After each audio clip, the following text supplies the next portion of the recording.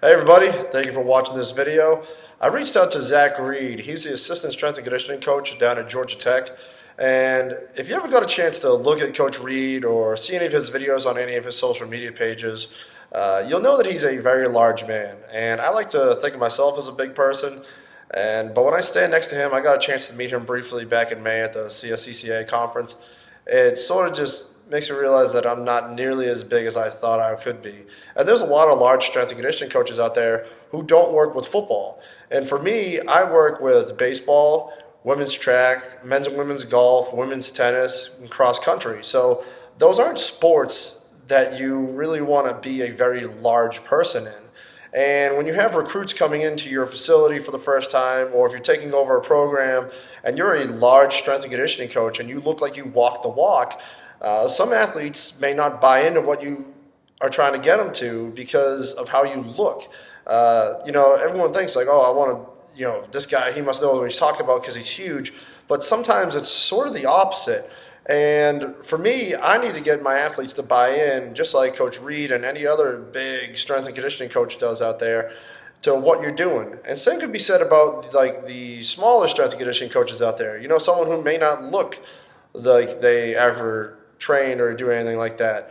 But it's all about how you sell it to athletes. And if you give the right terminology, you understand the biomechanics of the sport and the fundamentals in lifting. And if you can, give great cues and talk about why you're doing things and give the breakdown of every exercise and how this is going to help them swing a bat, run faster, swing a golf club, throw harder, things like that, then that's what's most important, because you can have the most scientifically based program that's going to be proven no matter what to work for athletes. But if they don't buy into you, then it's never going to work.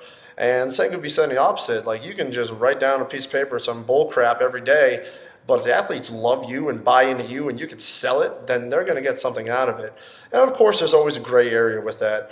So I want Coach Zach Reed to talk about what he does as a large individual to help athletes buy into him and sort of walk the walk as well when it comes to training and coaching. I'm going to leave tags for his social media page so you can see what I'm talking about. He does a lot of great videos for his training, and you can see what I'm talking about when I say he's a very large man. He gives great insight. He's been around the game for quite some time, and I love the feedback that he gave, and I feel like we're on the very same page when it comes to trying to get athletes to buy in and how you hold yourself accountable and holding standards for your athletes as well. So I want to thank Coach Reed for taking his time to do this. I know anybody watching this is going to take something away from this, so I appreciate you guys watching this. Thank you very much, and stay strong. I'll actually answer the question starting off with a quote, and the quote is, "Be the change that you wish to see," and that's from Gandhi. So as coaches, we need to model certain behaviors, and we need to speak in certain ways in a professional manner. And so if you want your athletes to be on time, you need to be on time. If you want your athletes to lose weight and eat healthy, then I think as a coach, it's part of your requirement to model certain behaviors. We live in a glass fishbowl. And whether we like it or not, they're going to see a lot of what you do. And if you look like you train and you still train and they know this, then it's going to give you some level of credibility, whether it's undeserved or not. And I think a lot of student athletes, when they see me, some of them think, hey, he's a big, muscular guy. Some people, like a football player, may see that and like that. A track and field athlete, which I also work with, when a lot of their parents come in and as recruits, I go out of my way a little bit to prove to them that, hey, I'm a big guy, but I'm not trying to get you to be a big and muscular person. And you may gain muscle, and that's going to happen. It's only natural. But if you end up looking like me when you're done, then I'm not doing my job, especially since they want to know that I'm not going to train a high jumper like a football player, right? So in some ways, it gives me a level of credibility. In other hands, it doesn't. And that's fine. I think it's more of a pro than a con at the end of the day. I enjoy training, and I'm very passionate about training. And I think at the end of the day, it's not so much how you look, but it's your passion and how the athletes see that passion and how it comes out in your coaching. I think a lot of times that it does hurt when you talk about speed and agility, and so when you go and you're on the track and you're doing some speed and agility drills, sprint mechanics, you have to be on point with your terminology. You can have no gaps in what you're saying because they're going to jump right in as quick as they can and then roll their eyes like, oh, this guy doesn't know what he's talking about. He's just a big muscled up guy. Hell, I don't even think he's ever run before, which is totally not the case. Totally not the case. So you have to be on point. You have to be very well rounded, not just with what you know in the weight room, even though everybody has their niches and what their strong points. But I think, yes, it does help me in a lot of times.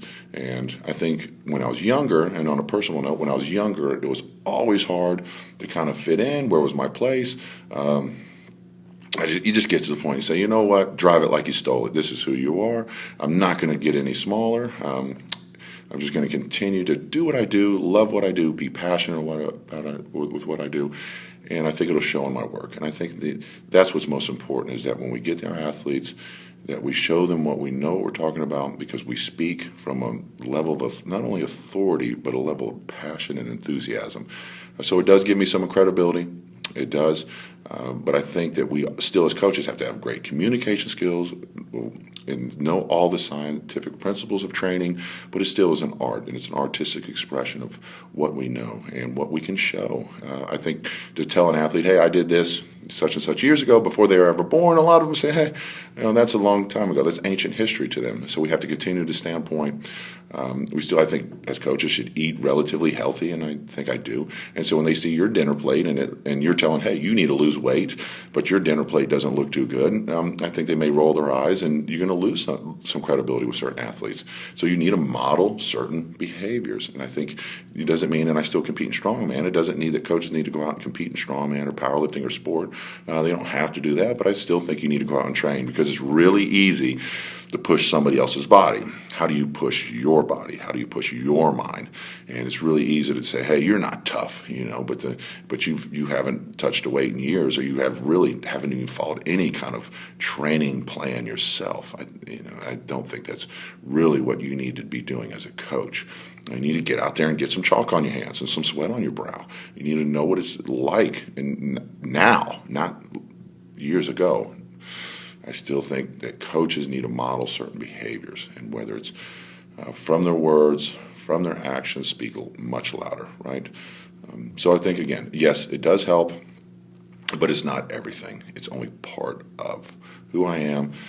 Being a coach requires great knowledge, great communication skills, and yes, walking into a room and seeing that I look a certain way, it does help. It does help, but I also think it's a challenge to say, hey, look, I'm more than what I look like, right? I'm more than just a great beard, okay? So if it even is a great beard, it's kind of gray down here a little bit. But hey, I think that's some wisdom, and hopefully I imparted some wisdom on the viewers today, and I appreciate the question.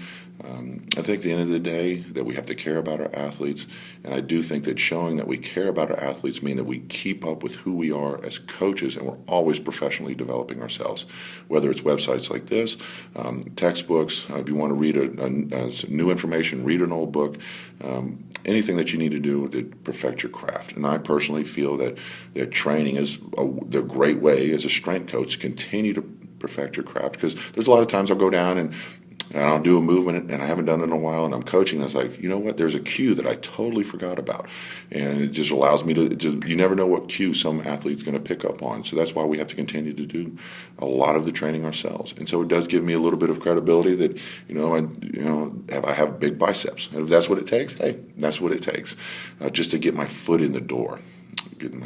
So thank you again for the time, Coach Norcott, and have a good day.